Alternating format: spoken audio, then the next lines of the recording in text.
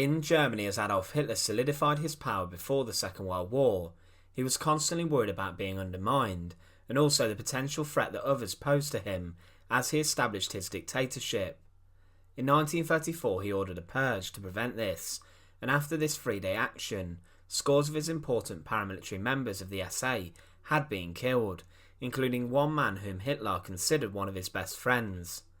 The Night of the Long Knives was rather significant in world history, and it was one which foreshadowed how brutal the Third Reich could really be, and also how far Hitler would go to solidify his power and dictatorship over Germany. Today we look at the brutal executions of the Night of the Long Knives, and remember to support our channel, please make sure to subscribe. When Adolf Hitler rose to power as the leader of the Nazi Party, he needed to solidify his power using political means. Before, when he tried to start a revolution during the Munich Putsch, things did not go too well, and he ended up in prison. However, following the Beer Hall revolt, he realised he needed to seize power using legitimate means and the support of the people.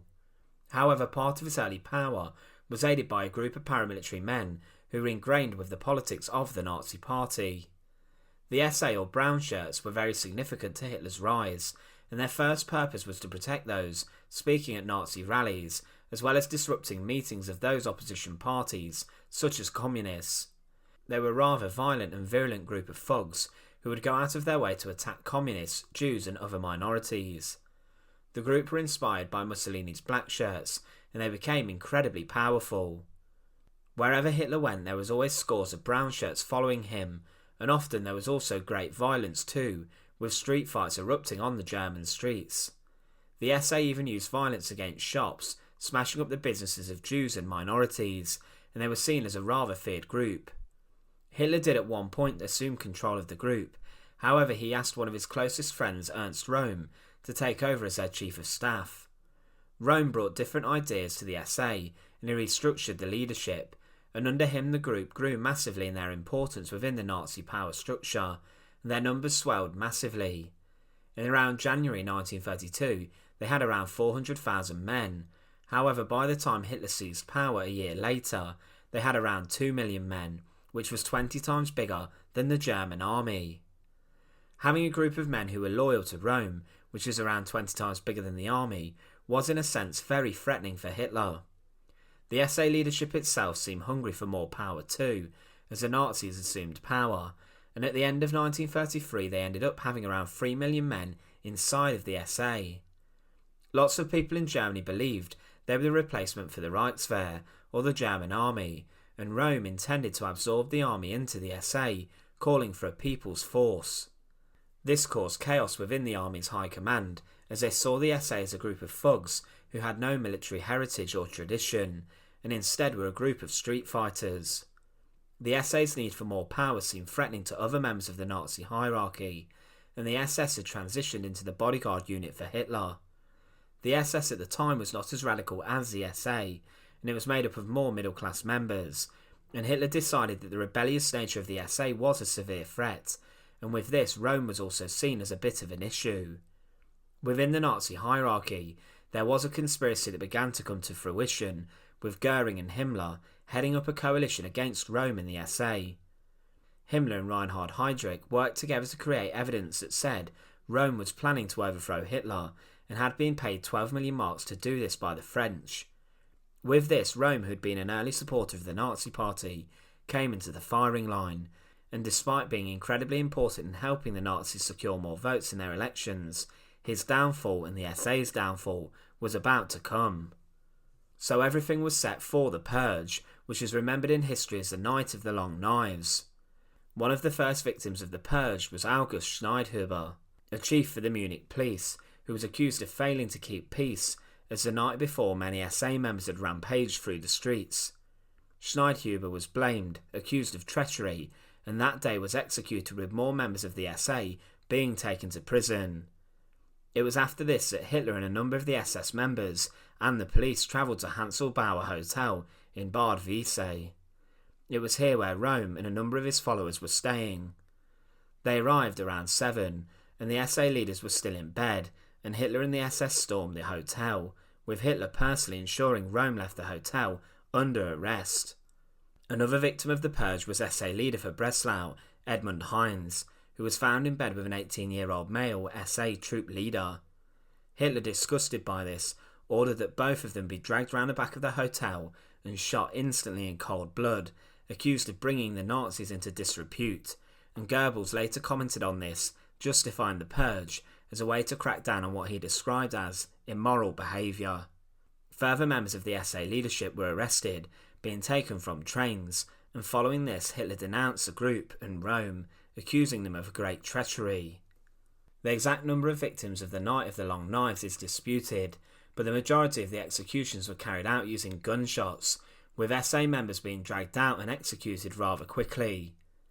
It was Goebbels who began the final part of the purge, issuing the orders to shoot those who were arrested. With this, the execution squads were sent to the rest of the victims, and also to Stadelheim prison, to shoot a number of SA leaders who were being held there. Inside of the prison courtyard, a firing squad shot 5 SA generals and a colonel.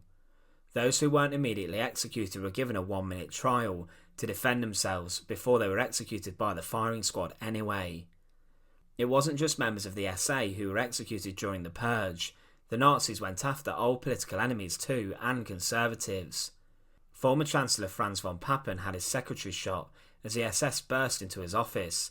Then one of his closest acquaintances, Edgar Jung, was arrested, being murdered in the cellars of the Gestapo headquarters by gunshot, and his body was then dumped in a ditch near to Berlin. Kurt von Schleicher was also assassinated. A group of men emerged from a car near his home, whilst he was on the phone, and there was a knock at the door. As he opened the door, he was shot twice, along with his wife. Gregor Strasser, a former prominent Nazi, was also killed. Gustav Ritter von Kahr, who stopped the Munich Putsch, was also executed. He in particular was killed in horrific fashion. His body was found near Munich in a wood, and he had been hacked to death with pickaxes. Another victim was Willi Schmid, a man who was a victim of mistaken identity, as his name sounded similar to an SA leader's. He was taken away whilst playing the cello, and his body 4 days later was sent to his wife in a casket. There was specific instruction not to open it, such was the horrific nature of his death. The family were offered compensation in the form of a pension, and it was Rudolf Hess himself who was forced to visit the family to apologise. Ernst Rohm, the leader of the SA, was also executed. He was offered the chance to take his own life, however upon declining, he was shot inside his prison cell whilst he puffed his chest out against 2 assassins. Following the purge, which took place over 3 days, different accounts were published on the amount of victims. International press documented around 100 names of people being killed, but some were false. The Gestapo compiled a list and came up with 77 names. Of these, 61 of them had been shot dead by firing squads or assassins. 13 of these had died resisting arrest, or whilst being apprehended, and 4 had taken their own lives. Hitler in a speech revealed the names of 11 of these, but it's estimated that over 85 people were killed. Along with this, historians also state how thousands were arrested, but other estimates say between 150 and 200 were killed. One French publication listed the number of deaths at 401 which were executed, and at a trial in 1957, it was alleged in fact more than 1,000 were executed. Many Germans were surprised and shocked by the manner of the executions of the Night of the Long Knives, but many saw Hitler as a figure who managed to restore order within Germany. Following the purge, there was a significant amount of propaganda that slandered the SA and the former leaders, and it only allowed Hitler and his inner circle to strengthen their control over Germany. It would be the start of a period of time in which Hitler sought to increase his stranglehold over Germany, in which any dissenters would be executed immediately. But for many, the execution showed Germans that the SA were not who they thought they were, and Hitler managed to bring them under his thumb. Once again, thanks for watching. To support our channel, please make sure to subscribe, and once again, thank you so much for watching.